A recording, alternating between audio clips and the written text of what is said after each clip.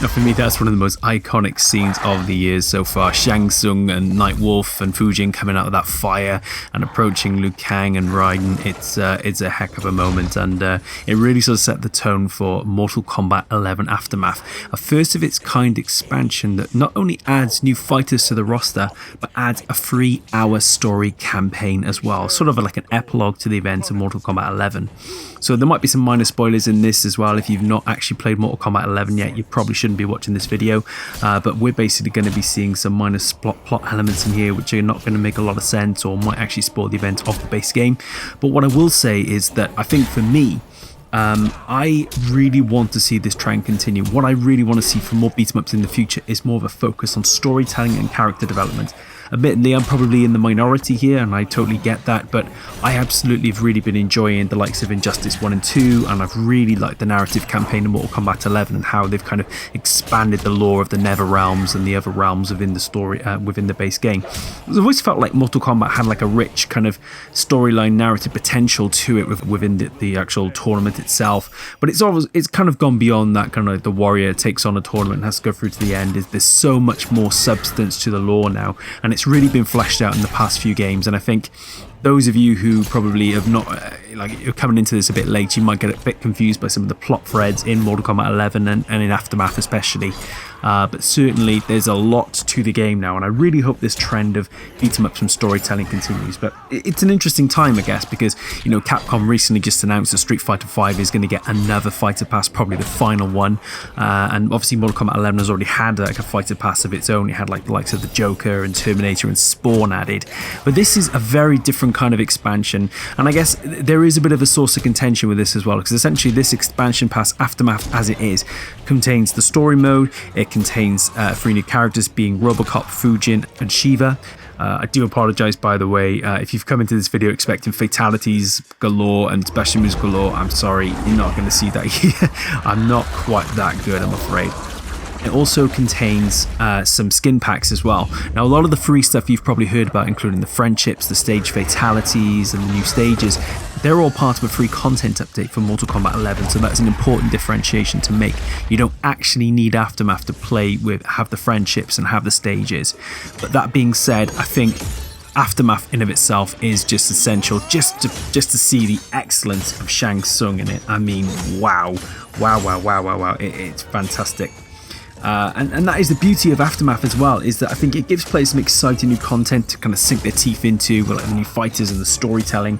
It provides a nice effective epilogue to the events that transpired in the base game, and it also kind of sets up the franchise's future. Now, I'm not going to tell you anything about the endings, but what I will say is there are 2 separate endings for Mortal Kombat Aftermath, depending on your decision you make in the final fight. And I will just say, whichever ending you choose, it really does set the tone for what Mortal Kombat 12 could be. We're probably going to be years away from seeing that. 11 did just come out last year, and this is a massive, expansion, and I would imagine we'll probably see more characters added over time. But this really does lay the groundwork down for Mortal Kombat 12, should they, decide to do that, in terms of how the story progresses. I guess in some respects it's an interesting one, because 11 kind of left things almost to a point where you could end the franchise. It was kind of like it was a soft reset, whereas Aftermath kind of adds upon that and builds upon that, but it also kind of sets up interesting possibilities for the future of the franchise as well, presumably for like a next gen Mortal Kombat, if that does happen. But yeah, as I say, there's 2 different endings, and it's I will say this is kind of like the narrative aspect is like a corner of the market that WB and NetherRealm really seem to have gathered for themselves. And obviously Injustice is a fantastic game of its own right. And you've seen that. It's still, the game is still incredibly graphic. It's still distinctly Mortal Kombat. Youch, that's painful. But at the same time, you've got a lot to it as well. There's a lot of substance, and there's a lot of interesting possibilities for the narrative as well. I think that's a strength that Mortal Kombat definitely has against its fighting brethren, is that it does have a rich lore to draw upon. And it's an interesting time because it is obviously the first expansion in MK history, but it also potentially is a significant shift in how beat-em-ups could be promoted in the future. Obviously, you know, there is a Mortal Kombat Complete collection with the Aftermath content added to it as well, and that, by the way, is now fantastic value for money with the amount of content you get with it. Mortal Kombat 11 has never become more essential as far as I'm concerned. For if you're a beat-em-up enthusiast, you don't mind a bit of blood, don't mind a bit of graphic violence, you know, MK11 is probably for you. But yeah, as I say, with fight-em-ups, you know, generally, like, you know, you've been used to kind of like Gold, Championship, Ultra, Legendary edition to the same game, which basically just adds all the DLC together in a pack.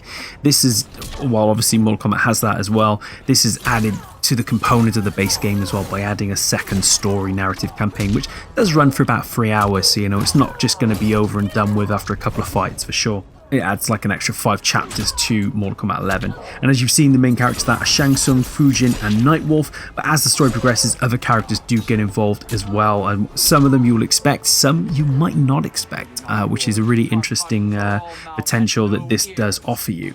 But what does remain consistent throughout, though, is the excellent performance of Kari Hiroyuki Tagawa as Shang Tsung.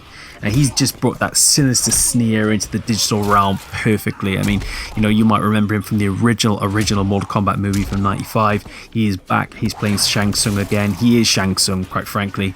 And, you know, every performance, every scene that he is in, he just steals. You know, he's got that, you know, it's the voice acting, the way that he projects certain words, the way that the camera pans onto his face. There's that menacing tone as well. You know, there's those looks, those sly, sneaky, snake-like smirks that you see, and there's that whole underlying tension as well. I mean, obviously Shang Tsung has been, you know, he's not the most trusted person in the Nether Realm for sure, but in this case, he is trying to do things for the greater good. In this occasion, you are Shang Tsung, along with Nightwolf and Fujin, and you have to fight to save Netherrealm from Kronika and you know, all of her madcap schemes, which you would have also have seen from Mortal Kombat 11 as well. But there's also some really compelling drama woven throughout as well, and there's some real loyalty, there's treachery, there's a bit of everything, and I think I loved it from start to finish, perhaps even more so than the original campaign, which you know, is something it was very, very enjoyable, very compact. And I say, it's a really epic, intriguing story as well. There's some surprising twists and turns. Frankly, it would put Game of Thrones and like Killing Eve and those types of things to shame. It's really, really well done. As I said, it's an absolute must for Mortal Kombat fans. It's really going to set fan theories into overdrive as to what happens next. Perhaps I'll talk about that in a future video. Again, we don't want to spoil anything right now, especially since this is so new. You really need to see it for yourself. Come back in the comments and have a chat with us about it. We'd love to talk to you about it as well, and say maybe we'll do a future video to really talk about this in more detail. And I'd say that obviously the story is probably the driving big point of this campaign, but I have to say, I mean, as you're seeing on the screen right now, yes, you can have Robocop versus Terminator, the first time in a game together again since the original Genesis release. Oh my goodness, this is like the dream matchup.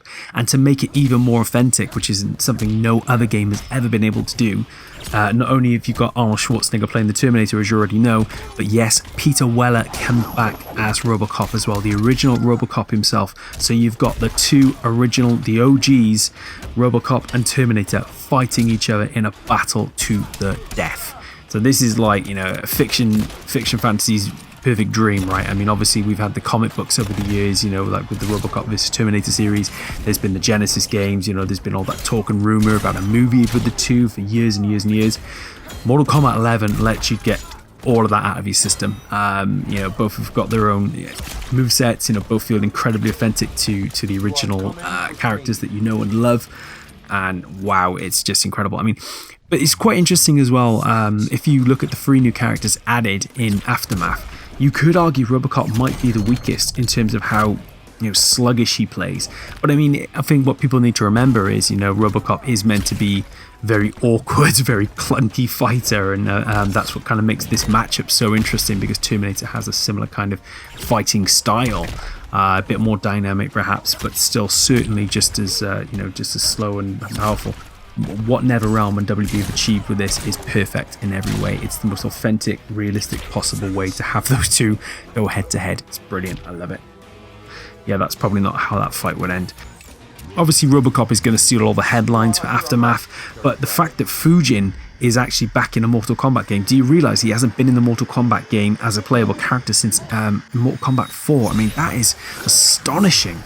We've not seen Fujin in the game playable for many, many, many years. So this is a big deal, especially for Mortal Kombat fans. A lot of Mortal Kombat fans might even see this Fujin's inclusion as the big addition to this expansion. But to top that off as well, you also have Shiva, who was first appeared in Mortal Kombat 3, you know, and as ever, she's just a brawling powerhouse. She's like Goro 2.0, right? She's an absolute badass. You know, she's got some menacing strikes. Just Shiva and Fujin are also great welcome additions to the roster. And as I say, you know, Shiva is devastating with powerhouse, and Fujin is a nice hybrid fighter. Obviously, we've mentioned, you know, the price tag could be a bit of a source of contention for some players here, and that's understandable. At $34.99, you are getting essentially a 3-hour, 5-chapter campaign and 3 new fighters with some additional skins. But as I say, a lot of the updates that you've probably been hearing about are actually free content updates for Mortal Kombat 11 anyway. But having said that, you cannot buy these characters separately. They're not available as part of an additional fighter pass. They are only available if you own Aftermath. But and the good news as well, that if you don't actually own Mortal Kombat 11, the Aftermath collection is excellent value for money. It really is. So of course you've got the base game, which is already enormous. You've got the Aftermath campaign, which we've already just been talking about, plus the fighter pass, which includes like Spawn, Terminator, and Joker, as you've seen on the screen here. You know, 5 additional fighters. It's fantastic. I thought the Aftermath story was great. There were some really effective twists and turns presented throughout, and watching the mastermind like Shang Tsung at work is just mind-blowing. I love this stage, by the way. They're kind of like the hybrid of modern day versus retro. I mean, this is the Mortal Kombat I grew up with in the background here. So you know, seeing this combined with the modern aesthetic is just a lovely touch. It's one of my favorite new stages, absolutely. I'd say some of the stages have got their own individual fatalities, you know, like the acid swamp as well. Like you can essentially just kind of, you know, burn enemies alive. And I think all the new characters offer something a bit different. As we've mentioned, you can settle one of fiction's greatest rivalries in the absolute perfect possible way. Mortal Kombat 11 Aftermath. It's available now on PC, PS4, Xbox One and Switch. We played this on PS4 and really enjoyed it. It was great to go back to Mortal Kombat 11 and you know, try some of these new characters. They're a real nice mix, and I think the story in of itself was just worth it alone for me to just dive back into this franchise. And I really hope that with future Mortal Kombats and future beat-em-ups as well, you know, we get to see more of a narrative focus, as well as you know, exploring the fighter passes as well. But that's going to do it for this video. Hope you've enjoyed this. And again, apologies for the lack of fatalities and special moves. But thanks for joining us. Check out some of the other videos on the channel, and we'll see you next time.